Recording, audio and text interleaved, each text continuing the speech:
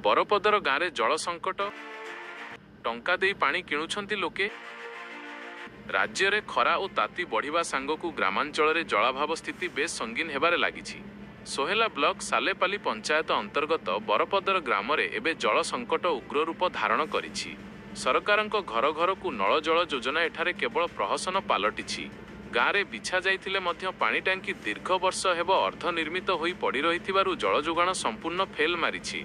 गाँवर एकमात्र भरोसा बड़बंध सुखी जाइथिबारु लोके चहलार गोलिया और दुर्गंधिया पानी व्यवहार करने बाध्य हेउछंती। किछि ग्रामवासी बाध्य होई जड़े व्यक्ति को लाइन बिल और आनुषंगिक खर्च बाबद को टंका देई तांको गभीर नलकूपरू पानी आणुछंती। भूतल जलस्तर खसी जाइथिबारु सेठारे मध्य घंटा घंटा अपेक्षा करिबाकू पड़ुछि।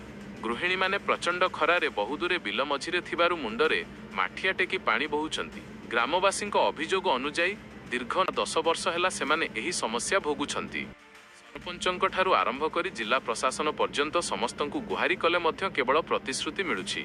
प्रशासन ट्यांकर जोगे पानी देबाकू मध्य अमंग हेउथिबा लोके अभियोग आनिछंती।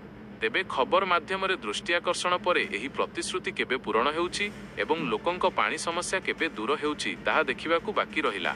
सुचित्रा बुड़ेक काना रहिछि आपनकर गाँव रे पानी समस्या ने काना रहिछि? पानी ले बहुत असुविधा होछु आज्ञा। हां जे आमे की रोड देई करी जोछु पेनानी तापरे गाधवाले भी बन बुना मुड़ा ने भी सुखी गलानो।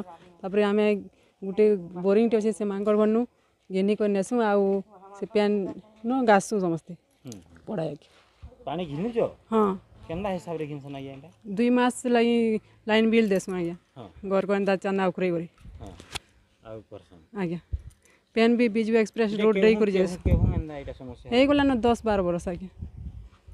ई समस्या अंदर लगी रही केते सुविधा नहीं परवा नहीं कुशविशी गाँ आज्ञा बरपदा काना रहिछि पानी जल समस्या? पान तो केते असुविधा आज्ञा। बोरिंग मैंने भी कैंसी न आम ठीक नहीं न तापर जेन पुराणाटा गुटे थिला पुराणाटा और पान नहीं बार रोड रो आरे पीठी बोरिंग टी अच्छे जे सेटा जाऊन पान ये छुआ मन को धरिकी जाऊन से पान आनबार के सामान धरिकी जाऊन गाड़ी मोटर गुर्दू असुविधा होगी। तापर केन बिहा पर्पन काम कारटे कर्मी बेले पान टी लोक के दबार के आमको कितनी कड़ा होगी। निजरटा तो केते बेले टिके आनिकी रखीचु जे सेटा खौचु केन 5 लोग आसबे बेले पान कानी टिके देबू बेले नहीं होई पारबा।